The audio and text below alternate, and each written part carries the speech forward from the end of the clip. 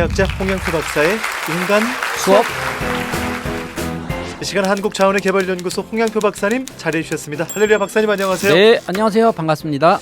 지난주 네. 어버이날 있었잖아요. 네네. 제가 알고 있기로는 두 아드님이 있으신데 네. 아주 멋진 어버이날. 네, 아직은 아이들이 잘하고 있어요. 아니면 아버님이 이렇게 낚시도 지난번 해주시고 네. 좋습니다. 네. 자, 여러분 어버이날 잘 보내셨고요. 또 우리는 스승의 날을 네. 맞이하려고 하고 있습니다. 네, 내일인데요. 네.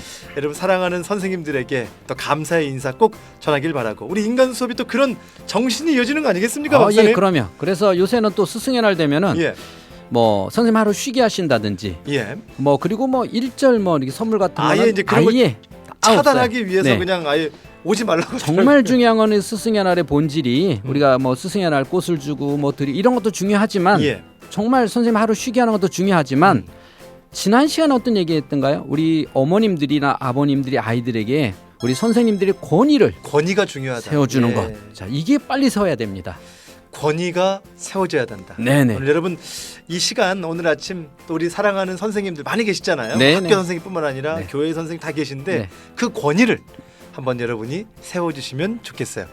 자, 박사님 오늘 자녀들의 양심과 인성을 자라게 하는 그런 수업, 인간 수업 기대감이 있죠? 네, 그러면 항상 이 시간이 되면 이제 더 현장 소리를 들으니까 더더욱 막 긴장이 더 되고 좋습니다. 그런 것 같아요. 자, 오늘 인간 네. 수업 세 번째 사연 여러분에게 소개해 드리겠습니다. 네.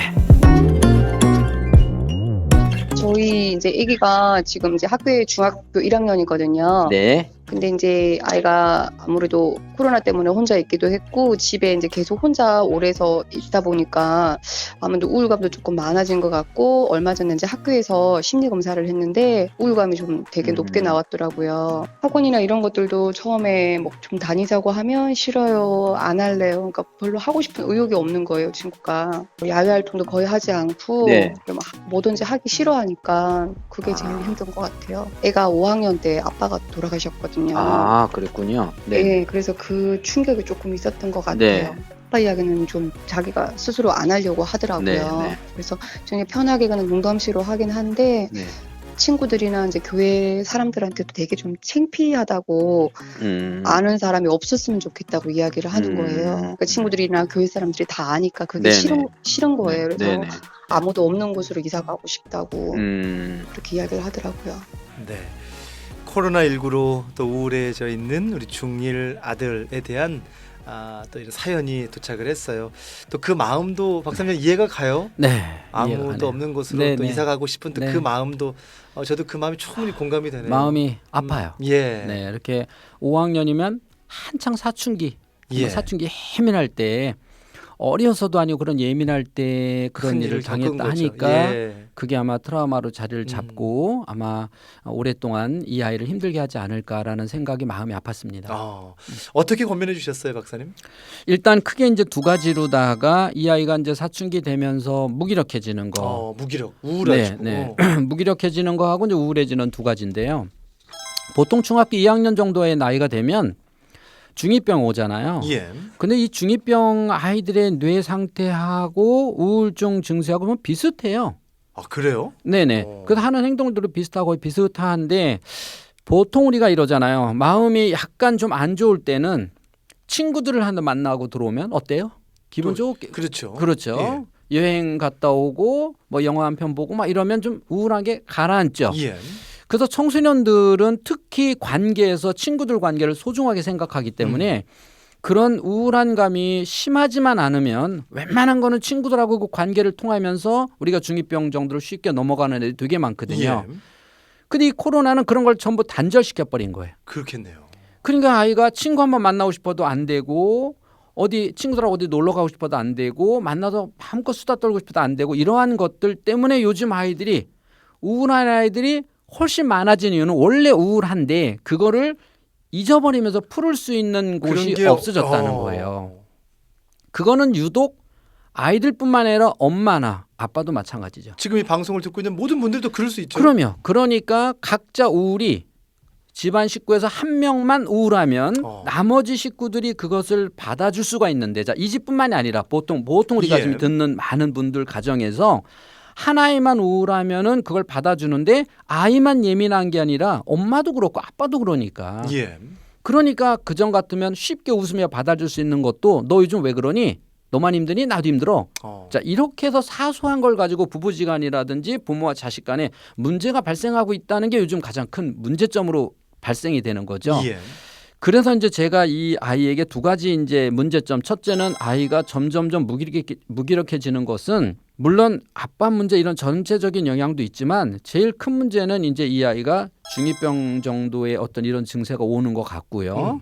그리고 만약에 집에서 어렸을 적에 엄마가 사소한 것까지 전부 챙겨 주었다면 그거는 뭐 당연히 무기력이 오는 거고. 근데 이 친구처럼 챙겨주지도 않았는데도 불구하고 요즘에 모든 게 귀찮고 그렇다는 거는 다시 말해서 스트레스를 풀을 수 있는 길이 없다는 거예요. 그러니까 우리도 그렇잖아요. 스트레스 받으면 어떤 일을 막 찾아서 하고 싶어요? 아무것도 안 하고 싶어요. 아무것도 안 하고 싶죠. 아무것도 안 하고 싶죠. 그래서 이 아이가 혹시 좋아하는 게 무엇인지를 그동안에 어떤 것인지를 찾아서 그 부분을 최대한 좀 어느 정도 이렇게 도와줘야 되지 않을까라는 생각을 가져봐요. 우리가 여러분 이게 참 큰 솔루션 중에 하나가 우리가 뭔가 스트레스를 풀고 네. 해소할 수 있는 네네. 것들을 하는 것은 참 중요한 그렇죠. 거죠. 그러니까 그게 집집마다 모두 다르잖아요. 우리 예. 아이가 뭘 좋아하는지 또 우리 아이가 좋아하는 걸 내가 할 수 있는 형편이 되는지 안 되는지 이러한 것들을 여러 가지를 찾아보면 뭐 꼭 돈이라든지 이런 게 아니고 그러다 보니까 요즘에는 주로 먹는 걸로 해결을 많이 하죠. 또 요즘 가장 많이 듣는 스트레스 해소는 뭐 게임. 네, 게임이나 먹는 거나 이제 이러다 보면 이 아이가 어디로 빠지냐는 거예요. 결국은 먹는 거에 빠지든 즉 먹는 거는 자극적이에요. 우뇌예요. 그래서 우뇌적으로 빠진다는 거죠. 예. 그러면 우뇌는 우리가 음식을 먹을 때 포만감, 그다음에 미각 이게 전부 우뇌거든요. 예.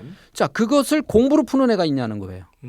없다는 거죠. 그렇죠. 그러니까 이러한 스트레스는 반드시 우뇌로 풀도록 우리가 돼 있어요. 스트레스 엄청 받으면 오늘 스트레스 받았으니까 영어 단어 외워야지 이런 사람 없다는 거예요. 그러니까요. 공부 열심히 하던 애도 스트레스 받으면 오늘 하루는 쉬어야지 이런다는 거죠. 예. 그럼 쉰다는 거는 두 가지예요. 우뇌를 잔잔한 클래식이나 자연을 본다든지 뇌를 비우는 거예요. 아무 생각 없이 우리가 흔히 말하는 멍 때림이라고 요즘 젊은 애들이 불을 켜놓고 불 보면서 멍 때리고 이런 거 많이 한다고 그렇죠. 그래요.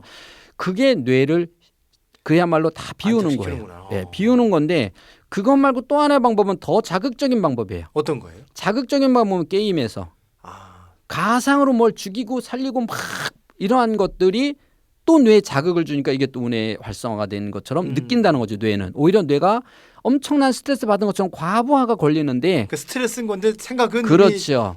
잘 그걸 되고 통해서 내가 오늘 뭘 성취했고 도파민이 나온다는 거죠.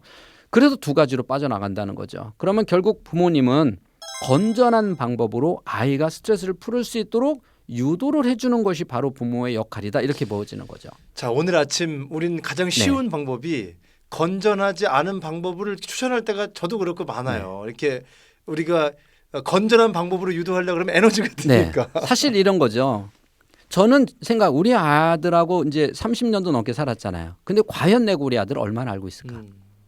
10%는 알고 있을까? 그럼 우리 아들은 나를 얼마나 알고 있을까? 혹시 아이의 스트레스 얼마나 받는지 알고 있나요? 잘 모르는 것 같아요. 네. 아이의 그 현재 아이가 뭐 때문에 고민하는지 어디에 스트레스가 많은지 아냐는 거예요. 모르잖아요. 그러니까 제가 처방 준 가장 중요한 뭐냐면 지금 우리 아이가 스트레스가 있어요가 아니라 어느 부분에 스트레스를 받고 있는지를 알고 있느냐라고 물어봤어요. 예. 자, 수많은 엄마들이 우리 아이가 어디에 스트레스 받는지 알고 있으면 해결점이 찾죠. 그렇죠. 얘도 배가 아픈데 왜 아픈지 알면 해결이 되잖아요. 근데 그냥 배가 아프고 머리가 아픈데 원인이 없어. 이게 제일 무서운 거 아니에요? 예.